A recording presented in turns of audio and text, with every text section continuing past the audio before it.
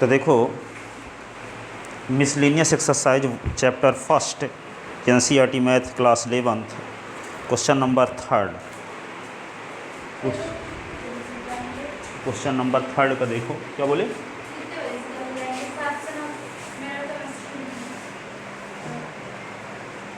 अरे कहाँ पढ़ते हो कि 7 से को आपको पढ़ाने लगते हैं।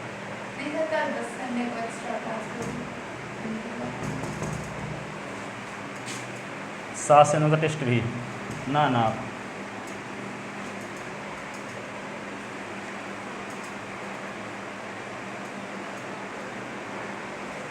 देखो आगे मिसलिनियस का question number third. Let A B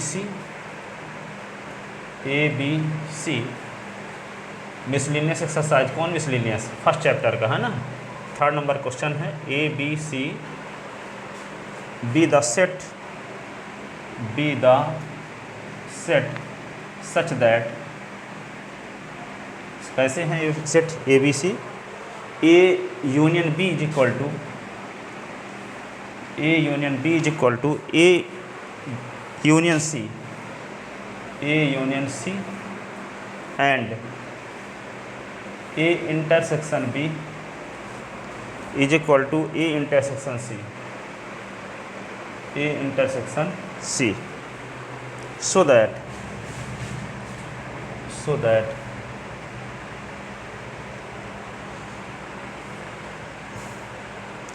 B is equal to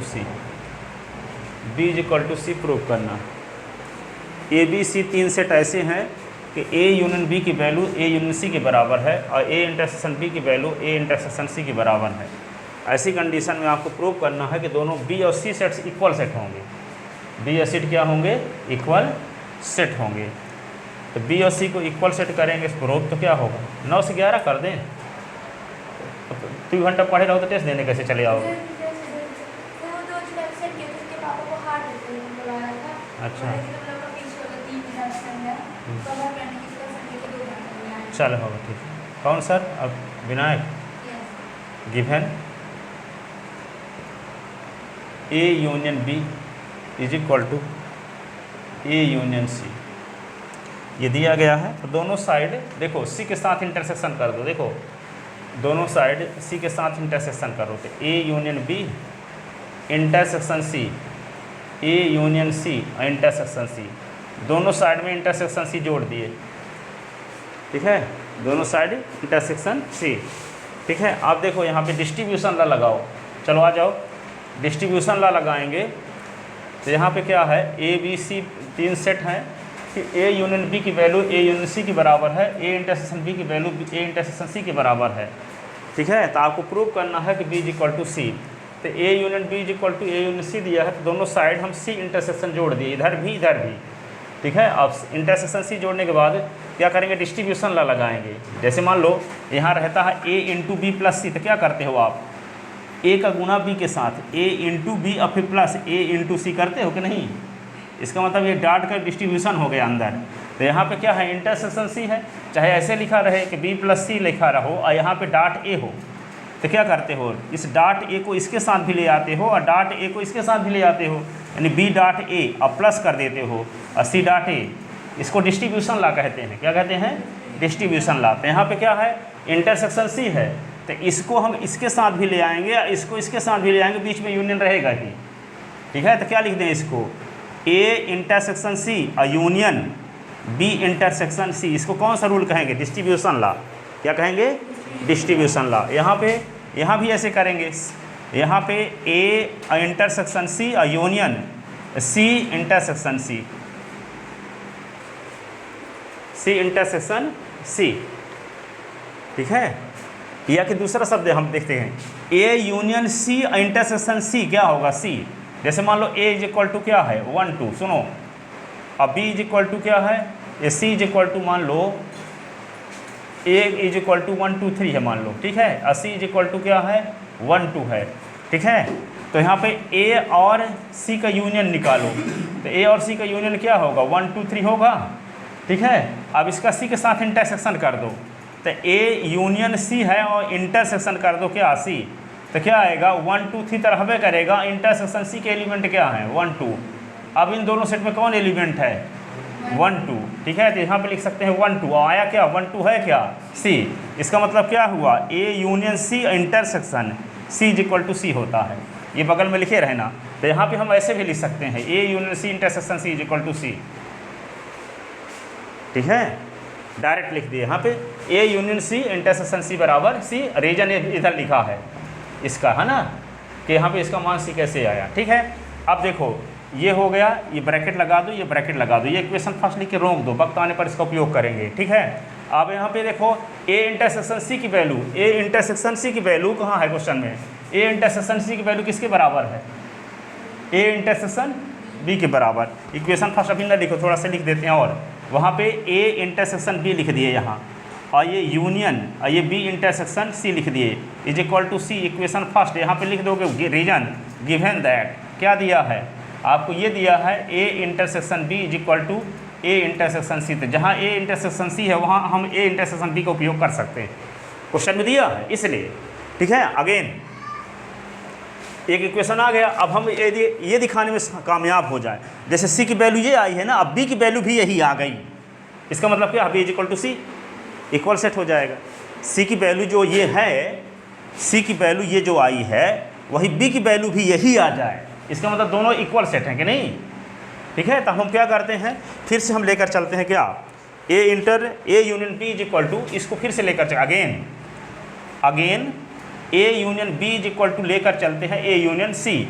अभी हम क्या किए थे, सी के साथ इंटरसेक्शन दोनों साइड किए थे, अब हम बी के साथ इंटरसेक्शन करते हैं, क्या करते हैं बी के साथ, ठीक है। तो ए यूनियन बी इंटरसेक्शन ये बी, ये क्या होगा ए यूनियन सी इंटरसेक्शन क्या कर दिए बी, ठीक है। तो बी का इंटरसेक्शन तो इसमें डिस्ट्रीब्यूशन लगाओ, तो क्या होगा ये इसके साथ भी आएगा, ये इसके साथ भी आएगा, ठीक है। पर यहाँ देखो इसके जैसे, यहाँ A union C intersection C, A union C intersection C, यहाँ क्या है ए यूनियन सी नहीं है, ए यूनियन बी है। और दूसरे नंबर में जो है वही इंटरसेक्शन में भी है, यहाँ दूसरे नंबर में जो है वही इंटरसेक्शन में भी है। तो यहाँ क्या इसका वैल्यू आई थी सी, इसकी वैल्यू क्या आएगी बी, इसकी वैल्यू क्या आएगी, इसकी वैल्यू आएगी बी। यहाँ पे दिखाते हैं आपको, ए इज इक्वल टू मान लो क्या है 1 2 3, और बी इज इक्वल टू क्या है, बी इज इक्वल टू 3 5 9 ऐसे। तो ए यूनियन क्या निकाल लें, ए यूनियन बी निकालते हैं। तो ए यूनियन बी क्या होगा 1 2 3 और यहाँ पे 5 9 ऐसे, ठीक है। अब हम ए यूनियन बी इंटरसेक्शन क्या निकालते हैं बी, तो बी, तो यहाँ पे ए यूनियन बी की वैल्यू तो है 1 2 3 5 9। अब इंटरसेक्शन बी के स्थान पे क्या लिख देंगे 3 5 9, और 3 5 दोनों में कौन सा एलिमेंट है 3 5 9, तो यहाँ लिख दोगे 3 5 9, ये आ गया 3 5 9 की बी सेट है, क्या है बी सेट। तो A union B intersection B is equal to क्या होता है बी। तो यहाँ पे हम क्या लिख दें इसके स्थान पे, इसके स्थान पे क्या लिख दें बी, और यहाँ क्या लिख देंगे डिस्ट्रीब्यूशन लगाते हैं। तो बी इसके साथ भी आएगा, बी इसके साथ भी आएगा, तो क्या लिखेंगे A intersection B union C intersection B, ठीक है, सी इंटरसेक्शन बी। तो बी इज इक्वल टू क्या आ गया ए इंटरसेक्शन बी, और फिर यूनियन ये होगा बी इंटरसेक्शन सी, ठीक है। अब इसको इस साइड में लिख देते हैं, इसको इस साइड में, तो क्या हो गया ए इंटरसेक्शन बी और यूनियन और B intersection C is equal to B. और इक्वेशन क्या हो गया सेकंड। अब देखो इक्वेशन फर्स्ट और सेकंड दोनों का लेफ्ट हैंड साइड देख लो, ठीक है। आ जाओ अभी बैठ दो, देखो यहाँ पे ये मिसलिनियस एक्सरसाइज 3 का मिसलिनियस एक्सरसाइज 3 क्या बोल रहे हैं चैप्टर फर्स्ट का मिसलिनियस एक्सरसाइज का क्वेश्चन नंबर 3 है, ठीक है। यहाँ पे ए बी सी 3 सेट इस प्रकार के हैं कि A union B is equal to A union C है, और A intersection B is equal to A intersection C है। तो आपको प्रूव करना B is equal to C. तो ये प्रूव करने के लिए हम जो दिया है उसको लेकर चलते हैं। A union B is equal to A union C, दोनों साइड सी के साथ, दोनों साइड में सी इंटरसेक्शन जोड़ दिए, और सी इंटरसेक्शन जोड़ने के बाद डिस्ट्रीब्यूशन लगा दिए। जैसे यहाँ पे ए सी को इसके साथ भी ले आए, सी को इसके साथ ले आए, ये आ गया, इसको कहते हैं डिस्ट्रीब्यूशन लॉ। यहाँ लिख सकते हो भाई डिस्ट्रीब्यूशन लॉ, ठीक है। आप क्या करेंगे ए यूनियन सी इंटरसेक्शन सी की वैल्यू क्या होती है? सी होती है। यहाँ दिखाया गया ए दिया है, सी दिया है, ए यूनियन सी निकाल दिए आया, ए यूनियन सी और सी का इंटरसेक्शन किए तो 1 2 दोनों में है तो 1 2 आ गया, 1 2 सी के इक्वल है तो A union C intersection C equal to C होता है, इसलिए इसके स्थान पे हम क्या लिख दिए? सी। फिर से हम क्या करें, ये इक्वेशन ए इंटरसेक्शन सी के स्थान पे ए इंटरसेक्शन बी लिख दिया, क्वेश्चन में दिया है A intersection B is equal to A intersection C है तो यहाँ ए इंटरसेक्शन सी के स्थान पे बी लिख दिए, इक्वेशन ये फर्स्ट आ गया। फिर से हम क्या लेकर चलते हैं, इसको फिर से लेकर चलते हैं A union B is equal to A union C, या दोनों साइड में इंटरसेक्शन बी ऐड करते हैं, ठीक है। तो इंटरसेक्शन बी करेंगे तो यहाँ पे क्या होगा, यही वाली कंडीशन, ये वाली कंडीशन तो यहाँ आ गई, तो यहाँ ए यूनियन सी तो यहाँ ए यूनियन बी, इंटरसेक्शन यहाँ दूसरे नंबर वाला इंटरसेक्शन में था तो दूसरे नंबर वाला इंटरसेक्शन में है, तो इसकी वैल्यू जो दोनों में जो सेट रिपीट था वही ना आ गया। तो जैसे सी रिपीट था 2 बार था, यहाँ बी रिपीट है तो ये भी आ गया, ठीक है। अब यहाँ पे डिस्ट्रीब्यूशन लगाओगे तो इंटरसेक्शन बी इसके साथ भी आएगा, इंटरसेक्शन बी इसके साथ भी आएगा, बीच में यूनियन रहेगा। कौन सा रूल लग गया? डिस्ट्रीब्यूशन ला, ठीक है। अब यहाँ पे जानते हैं इसकी वैल्यू बी आ गई। अब यहाँ पे क्या करेंगे, ये इंटरसेक्शन बी और ये सी इंटरसेक्शन बी को बी इंटरसेक्शन सी लिख सकते हैं। अब इसको इस साइड में लिख दिए, इसको इस साइड में लिख दिए। इक्वेशन फर्स्ट और सेकंड का देखो, इसका लेफ्ट हैंड साइड इसके लेफ्ट हैंड साइड के इक्वल है, इसका मतलब क्या हुआ, इसका राइट हैंड साइड भी इसके इक्वल होगा। तो from equation first and second we get B is equal to C. तो यहाँ लिखो from equation first and second we get क्या मिल गया, B is equal to C, B is equal to C, B is equal to C आ गया। ये 3rd number question था। अब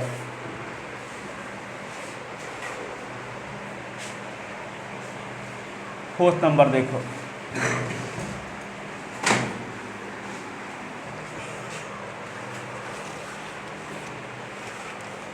फोर्थ नंबर क्वेश्चन ये है, लिखो आप क्वेश्चन तब तक लिख लो। सो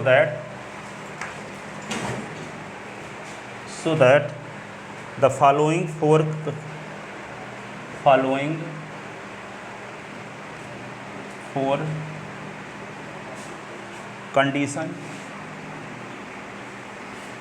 कंडीशन आर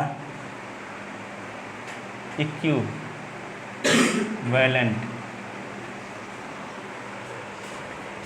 कौन कौन इक्विवेलेंट है? Number first A subset B, second A minus B बराबर 5, थर्ड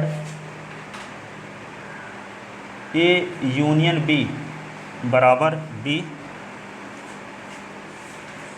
और fourth A intersection B is equal to A, A intersection B is equal to A, ठीक है ना। इक्विवेलेंट का मतलब ये होता है कि इसको लेकर चलो तो ये प्रूव करो, इसको लेकर चलो तो ये प्रूव करो, इसको लेकर चलो तो ये प्रूव करो, इसको लेकर चलो तो ये प्रूव करो, ठीक है। तो क्या हो जाएंगे, चारों स्टेटमेंट इक्विवेलेंट हो जाएंगे, ठीक है। आगे इस प्रकार की कंडीशन बहुत आती है, अब 11 से आपकी हैबिट बन जाएगी। MSc फाइनल में इस टाइप की बहुत सारी थ्योरम है इक्विवेलेंट वाली, एक को लेकर चलो तो दूसरा प्रूव करो, ठीक है। इसको लेकर चलो तो ये प्रूव करो, इसको लेकर चलो तो ये प्रूव करो, इसको लेकर चलो तो ये प्रूव करो, इसको लेकर चलो तो ये प्रूव करो। तो चारों कंडीशन क्या हो जाएंगी, इक्विवेलेंट। क्या हो जाएंगी, इक्विवेलेंट, ठीक है। ए सबसेट बी,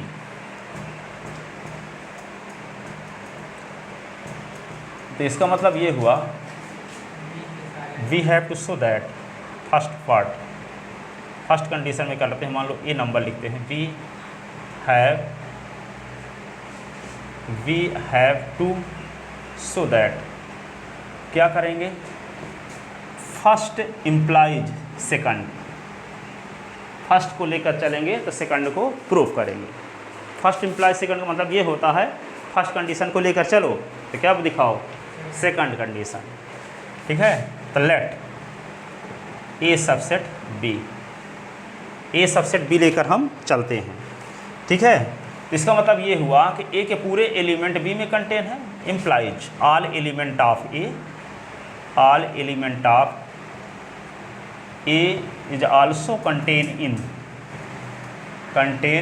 इन बी, ऑल एलिमेंट, इसका मतलब ये हुआ और जब ए, तो ए के सभी एलिमेंट जब बी में कंटेन हैं, तो जैसे आपको ये पता है कि जैसे ए के सेट ए है 1 2 3 4, अब बी सेट क्या है 2 और 3 या 3 4 3 4 ऐसे है।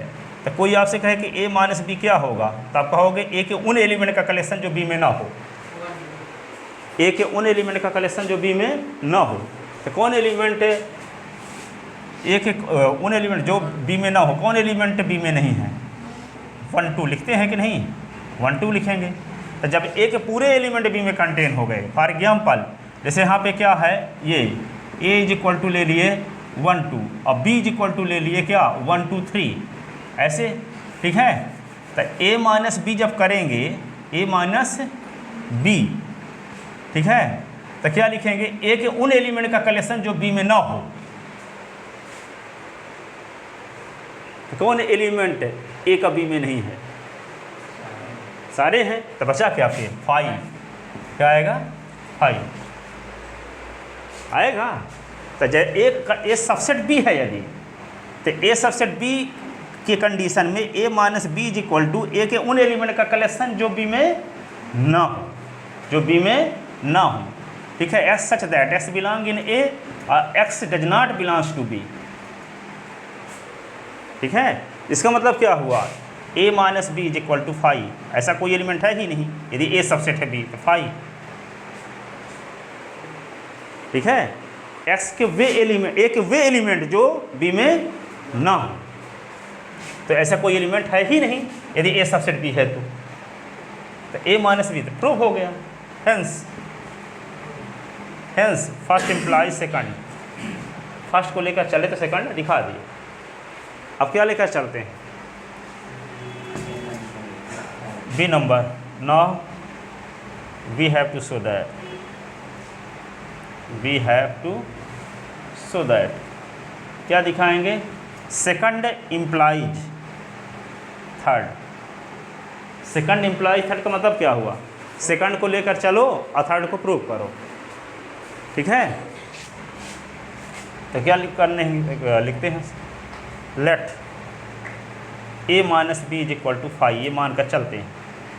तो जब A minus B is equal to 5 है तो इम्प्लाइज ए सबसेट बी होगा, ए सबसेट बी होगा। और जब ए सबसेट बी होगा तो यहाँ पे ए बगल में लिख लो 1 2 और बी लिख लो 1 2 3। तो ए सबसेट क्या है? बी। तो क्या निकालना है? ए यूनियन बी निकालो। तो ए यूनियन बी जब निकालोगे तो कौन सेट आएगा? ए यूनियन बी 1 2 3, और 1 2 3 कौन सा सेट है? बी। तो यहाँ क्या आ जाएगा? इम्प्लाइज ए सबसेट बी, इसलिए A union B is equal to क्या आएगा? बड़ा सेट। सिद्ध हो गया वो भी, ठीक है।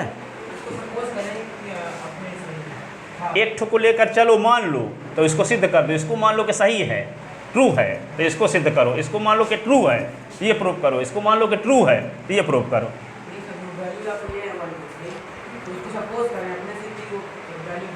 क्वेश्चन दिए, ये तो अपने से समझाने के लिए लिए वो अपने से कोई भी एग्जाम्पल ले सकते हो। ए सबसेट बी होना चाहिए बस, कोई जरूर नहीं है कि हम 1 2 लें तो आप 1 2 ले, एक्स वाई ले सकते हो, ठीक है। इसकी पुष्टि करता हो ऐसा एग्जाम्पल हो यहाँ, ठीक है। लिख ले इसको। तो ये आ गया।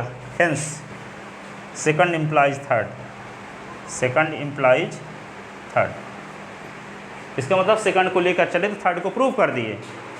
अब सी नंबर देखते हैं।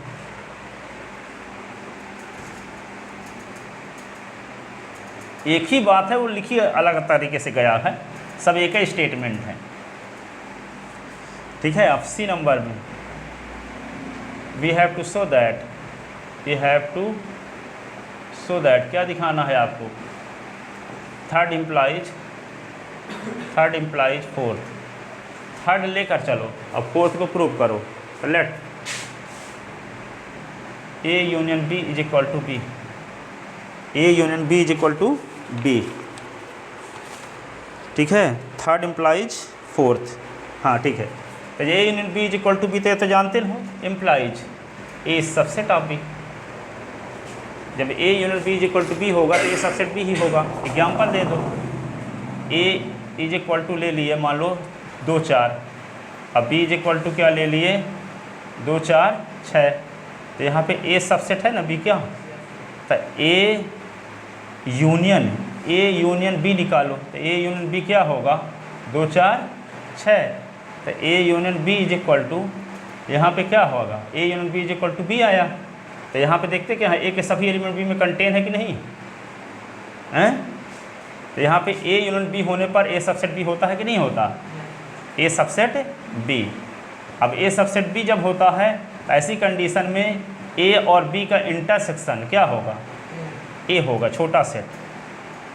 ठीक है, Madhya Pradesh is subset of India, Madhya Pradesh is subset of India, तो मध्य प्रदेश और इंडिया का इंटरसेक्शन मध्य प्रदेश है ना होगा, हैं मध्य प्रदेश सबसेट है इंडिया का, मध्य प्रदेश के पूरे आदमी इंडिया में कंटेन है। इसका मतलब मध्य प्रदेश और इंडिया का इंटरसेक्शन निकालेंगे तो जो दोनों में होंगे वे आएंगे, तो इंटरसेक्शन क्या हुआ एमपी, तो यहाँ पे intersection A intersection B is equal to A. हाँ, हेंस क्या आ गया, थर्ड इम्प्लाइज फोर्थ, प्रूव।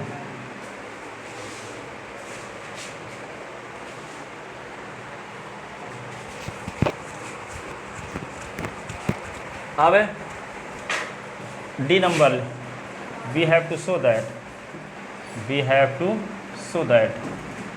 क्या फोर्थ इम्प्लाइज फर्स्ट, तो लेट क्या है A intersection B is equal to A, then we have to show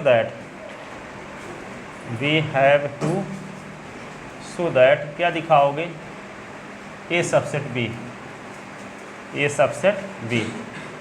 तो when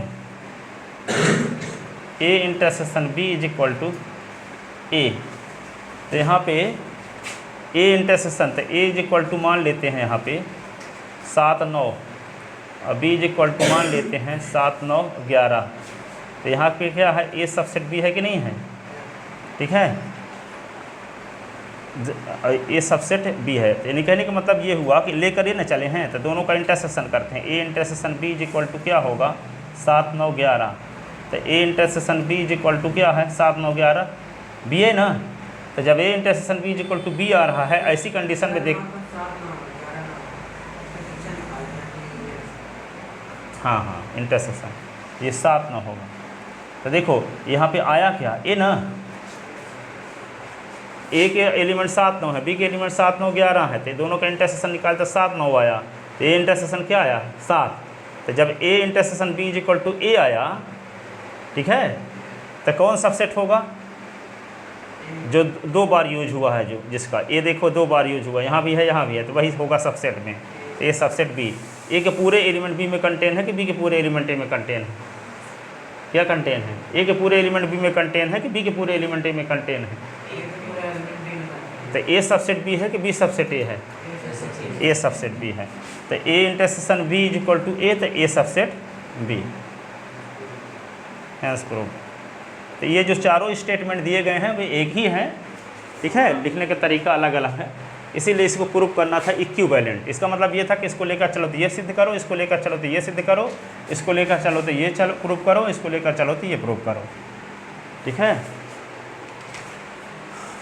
hence given 4 condition are equivalent, hence given 4 condition are equivalent, hence given 4 condition are equivalent, ये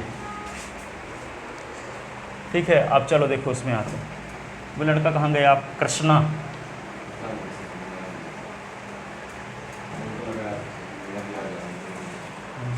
हो गया time 7:10 हो गए, उसकी घड़ी आगे, अब फास्ट है 5 मिनट। देखो तो देखो कल बताए थे बाइनोमियल थ्योरम,